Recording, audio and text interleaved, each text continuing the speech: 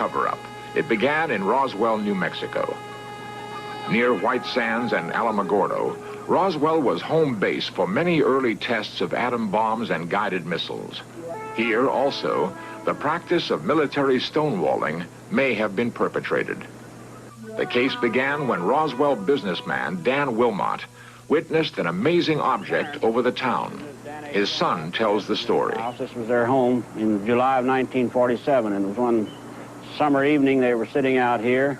Dad looked up in the west and saw an object that came down and had lights blinking, and it was rather frightening to him, but he said all of a sudden it seemed to rock a little bit and sort of counterbalanced itself, wiggle a little bit, then seemed to settle down and take off at a rapid rate of speed. The next day, reporters heard that the Air Force had found fragments of the mystery object crashed on a remote ranch northwest of Roswell. Excitement ran high until officials announced it was only a weather balloon. Major Jesse Marcel, in charge of the operation, now tells a far different story. They took pictures, of course. They had a whole flock of microphones there. They wanted me they wanted some comments from me, but I wasn't at liberty to do that. So all I could do is keep my mouth shut. And General Ramey is the one who discussed, told the newspapers, the newsmen, what it was and to forget about it. It was nothing more than a weather observation balloon, of course, which we both knew differently. Major Marcel had to keep silent because of his strategic position at that time. He was in charge of all security and intelligence on atomic tests in the United States and the Pacific. Marcel retraced his secret recovery operation across the hot New Mexico desert. We left Roswell perhaps around 3:30 or 4 o'clock in the afternoon. As you can see, it's flat. It is very difficult. In fact, with just verbal directions, we never would have found it. We had to follow the rancher out there. The crash site was so remote, it took an entire day to drive there. The following morning, we went out to the site where the crash was.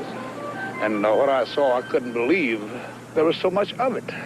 It was scattered over such a vast area. So we proceeded to pick up as much of the debris as we could, loaded in a wagon.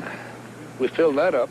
It took us a good part of the day to do that, because there were such small fragments that we had to do a lot of picking. We found a piece of metal about a 1.5 to 2 feet wide and about 2 or 3 feet long. Felt like you had nothing in your hands. It wasn't any thicker than the foil out of a pack of cigarettes. But the thing about that got me is that you couldn't even bend it, you couldn't dent it. Even with a sledgehammer would bounce off of it. So I knew that I had never seen anything like that before. And as of now, I don't know what it was. There is new evidence that the FBI then got into the case with a different cover story. Lawyer Peter Gersten, searching through declassified government documents, came across a mention of the Roswell case. One of those documents related to an incident in Roswell, New Mexico, which indicated that the object which had crashed was an experimental kite.